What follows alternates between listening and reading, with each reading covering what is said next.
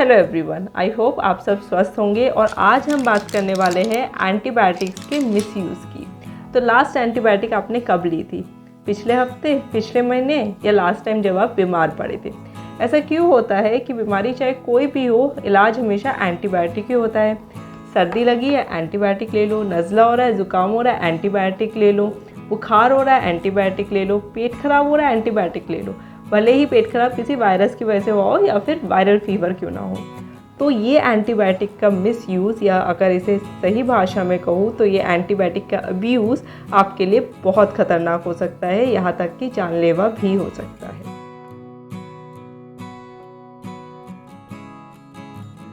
Hello everyone, welcome to healthy living with doctor Abhilasha. अगर आप इस चैनल पर नए हैं तो चैनल को प्लीज़ सब्सक्राइब कीजिए। नीचे रेड कलर में लिखा हुआ है सब्सक्राइब, उसे जाके टच कीजिए एंड बेल आइकन को प्रेस करना भी मत भूलिए, जिससे कि आने वाली वीडियोस की नोटिफिकेशन आपको मिलती रहे।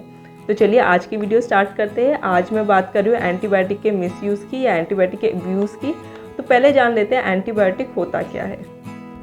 एंटीबायोटिक्स आधुनिक चिकित्सा में सबसे अधिक प्रिस्क्राइब की जाने वाली दवाओं में से एक है। एंटीबायोटिक्स बैक्टीरिया को मारकर या नुकसान पहुंचकर बीमारी का इलाज करते हैं। पहला एंटीबायोटिक पेनिसिलिन था, जो मोल्ड कल्चर से इत्तेफाक से खोजा गया था। आज 100 से अधिक विभिन्न एंटीबायोटिक्स दवाइयाँ मामूली से लेकर जानलेवा संक्रमण तक को ठीक करने के लिए उपलब्ध है। हालांकि क्योंकि उनका बहुत अधिक उपयोग किया गया है, इसलिए कई एंटीबायोटिक्स अब एक बार जिन जीवाणुओं को मारा था उन जीवाणुओं के खिलाफ प्रभावी नहीं होते। एंटीबायोटिक्स, जिन्हें एंटीबैक्टीरियल के रूप में भी जाना जाता है, वे दवाएं हैं जो बैक्टीरिया के विकास को रोकती है या धीमी करती है। इनमें शक्तिशाली दवाओं का एक पूरी श्रृंखला शामिल है और ये बैक्टीरिया के कारण होने वाली बीमारियों के इलाज के लिए उपयोग की जाती है। ये तो बात हुई एंटीबायोटिक्स की। अब एंटीबायोटिक्स रेजिस्टेंस क्या होता है? एंटीबायोटिक रेजिस्टेंस मतलब जब हम एंटीबायोटिक मेडिसिन पेशेंट्स को दे रहे हैं लेकिन फिर भी उनके बॉडी के अंदर के बैक्टीरिया नहीं मर रहे हैं, तो वो कहलाता है एंटीबायोटिक रेजिस्टेंट। अब ये कैसे हो गया कि एंटीबायोटिक्स हम दे रहे हैं, दवाई दे रहे हैं, फिर भी बैक्टीरिया नहीं मर रहा? उसकी वजह यह है कि हमने क्योंकि एंटीबायोटिक्स का इतना मिसयूज़ कर लिया है, इतना ओवर यूज़ कर लिया है कि अब बैक्टीरिया जो है उसको भी समझ में आ गया है कि भाई ये दवाई ऐसे काम करती है, तो उसने खुद को और ज़्यादा मॉडिफाई कर लिया और ज़्यादा अपग्रेड कर लिया। तो जो बैक्टीरिया अब वो सुपर बग बन गया है और अब वो एंटीबायोटिक रेजिस्टेंट हो गया। अब जो प्रेजेंट एंटीबायोटिक जो हम दे रहे हैं उसका उस पर कोई असर नहीं पड़ता, या तो हमें दूसरी मेडिसिन देनी पड़ेगी या उस मेडिसिन की डोजेस बढ़ा के देनी पड़ेगी। ये वेरिएंट है कि कोई भी केस में कुछ भी हो सकता है और ये एंटीबायोटिक रेजिस्टेंट किसी को भी हो सकता है। अब बात करते हैं कि एंटीबायोटिक रेजिस्टेंस के क्या क्या कॉजेज होते हैं। सबसे पहला कॉज है कि over use and over prescription. Antibiotics का आजकल हमें कोई सी भी छोटी बीमारी हो, फट से हम जाके एंटीबायोटिक्स ले लेते हैं। डॉक्टर्स भी प्रिस्क्राइब करने लगे और हम खुद से भी ले लेते हैं। कभी कोई बुखार हुआ था, उसका प्रिस्क्रिप्शन घर पे रखा हुआ है, चलो अब कौन फिर से डॉक्टर की फीस दे, जाके वही दवाई केमिस्ट से ले आते। ये बहुत कॉमन प्रैक्टिस है। और इससे क्या होता है कि जब आप बार बार सेम एंटीबायोटिक्स लेते रहते हैं तो उसका रेजिस्टेंस डेवलप हो जाता है। दूसरा, not completing the whole course.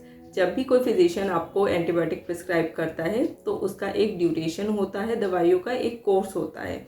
चाहे वो आपको 5 दिन के लिए एंटीबायोटिक्स दे, चाहे वो 3 दिन के लिए एंटीबायोटिक्स दे। लेकिन हम क्या करते हैं, 1 दिन 2 दिन दवाई खा के थोड़ा बेटर फील करने लगते हैं और दवाइयाँ बंद कर देते हैं कि नहीं दवाइयाँ नहीं खानी। लेकिन अगर आप कोई एंटीबायोटिक ले रहे हैं और डॉक्टर ने आपको 5 दिन की दवाई दी है तो आपको वो कोर्स पूरा करना चाहिए। जब आप ऐसा नहीं करते हैं तो क्या होगा, जब आप सेम बैक्टीरिया से बीमार पड़ेंगे तो नेक्स्ट टाइम ये दवाई आपको असर नहीं करेगी, क्योंकि बैक्टीरिया तो अब रेजिस्टेंट हो गया। तो या तो आपको ज़्यादा सेम दवाई की ज़्यादा डोज चाहिए होगी या फिर कोई दूसरी दवाई चाहिए होगी। और जितनी आप ज़्यादा दवाई लेंगे उतना ही बुरा असर आपके लिवर और किडनी पे पड़ेगा। देखिए, आप चाहे कोई भी दवाई ले, सब आपके लिवर को ही मेटाबोलाइज करना है, लिवर को ही उसको पचाना है, लिवर का ही काम बढ़ा रहे हैं आप दवाई ज़्यादा ले करके। और जब वो बॉडी से फिल्टर होकर निकल रही है तो वो किडनी पर असर कर रही है।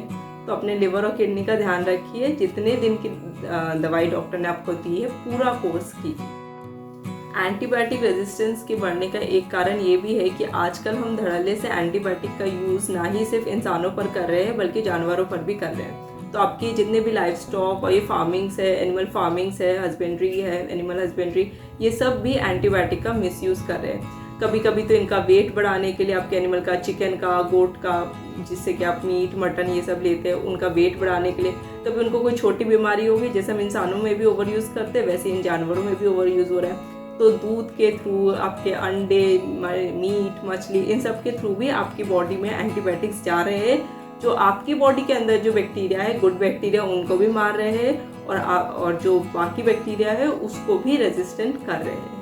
अब बात कर लेते हैं प्रिवेंशन की कि आप इससे कैसे बच सकते हैं। तो सबसे पहला कि डॉक्टर के प्रिस्क्रिप्शन के बिना कभी भी एंटीबायोटिक दवाइयाँ स्टार्ट मत कीजिए। किसी से सुन के या पुरानी कोई पर्ची देख के एंटीबायोटिक स्टार्ट मत कीजिए। डॉक्टर के पास जाइए। अगर डॉक्टर आपको लगेगा कि उनको लगेगा कि नहीं ये बीमारी एंटीबायोटिक के बिना नहीं ठीक हो सकती, तभी वो आपको मेडिसिन प्रिस्क्राइब करेंगे और तभी आप इसे इम्यूनिटी बिल्ड कीजिए। भाई बीमार पड़ना ही क्यों है? हर छोटी छोटी बीमारी के लिए डॉक्टर के पास जाके एंटीबायोटिक्स लेने की कोई ज़रूरत नहीं है। अगर आपकी इम्यूनिटी स्ट्रॉन्ग रहेगी तो आपका बॉडी खुद ही छोटी मोटी बीमारियों से लड़ लेगा। और वो कैसे करेंगे? हेल्दी खाना खाकर, अपनी लाइफस्टाइल में चेंजेस लाकर, जितनी भी फल सब्जियां है उसको अपने डाइट में इंक्लूड कीजिए। अभी तो वैसे भी मौसम अच्छा आ गया, सर्दियों का आ गया है, तो इसमें जितने भी आपके खट्टे फल है, विटामिन सी जिससे आपको बहुत ज़्यादा मात्रा में मिलेगा, इससे आपकी इम्यूनिटी भी बढ़ेगी और ये छोटे मोटे सर्दी जुकाम बुखार ये सब भी नहीं होंगे। आप आंवला ले सकते हैं, आप संतरा ले सकते हैं, और भी बहुत सारे फ्रूट्स एंड वेजिटेबल्स मार्केट में अवेलेबल है। नट्स आ गए, बहुत सारे मूंगफली आ जाएंगी कुछ दिनों बाद, तो मूंगफली खाइए।